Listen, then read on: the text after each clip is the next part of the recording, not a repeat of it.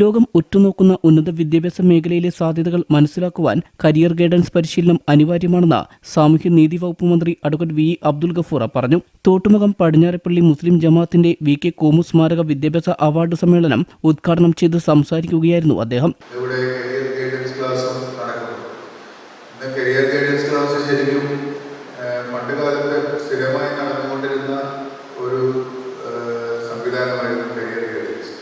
പക്ഷേ ഇടയ്ക്ക് വെച്ച് എപ്പോഴോ അത് മാറിപ്പോയി. ഇപ്പോൾ വീണ്ടും ഇപ്പോഴാണ് ശരിക്കും കരിയർ ഗൈഡൻസ് ആവശ്യമുള്ളത്. കാരണം അന്ന് 4 ഗ്രൂപ്പ് ഉള്ളുവാകെ വളരെ ലിമിറ്റഡ് ഓപ്ഷൻസ് മാത്രം ഉണ്ടായിരുന്ന ഒരു കാലം.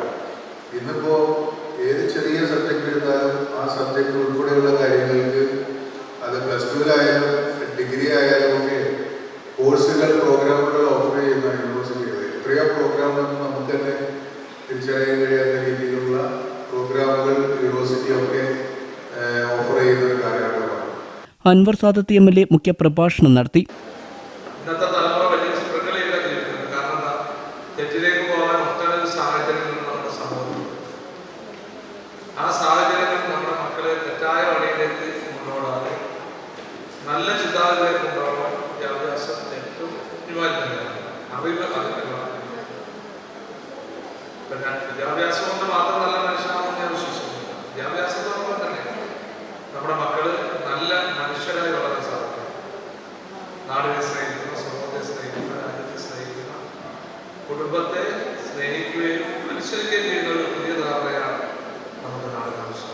SSLC +2 ഡിഗ്രി പരീക്ഷകളിൽ ഉന്നത വിജയം നേടിയ വിദ്യാർത്ഥികൾക്ക് മന്ത്രിയും ജനപ്രതിനിധികളും ചേർന്ന അവാർഡുകൾ സമ്മാനിച്ചു. പടിഞ്ഞാറേപ്പള്ളി ഇമാം ഫൈസൽ കൗസരി, ഗ്രാമപഞ്ചായത്ത് president MM Saju Mathai, Vazhakkulam block panchayat president Lissy Sebastian, ജില്ലാ പഞ്ചായത്ത് സ്റ്റാൻഡിംഗ് കമ്മിറ്റി അധ്യക്ഷൻ PA Muktar, Aluva municipal chairperson Saiji Jolly, മറ്റ് ജനപ്രതിനിധികളായ Al Ameen Ashraf, Lalitha Ganesha, Razeena Najeeba, Thottumukham Padinjareppally president KS Ali, council chairman PA Mehbooba, മുൻ secretary A Abdul Hameeda, Abubakar Moulavi Thurtha, Abdul Razak Moulavi, doctor KA Shaji, EA Abubakar എന്നിവർ ചടങ്ങിൽ സന്നിഹിതരായിരുന്നു.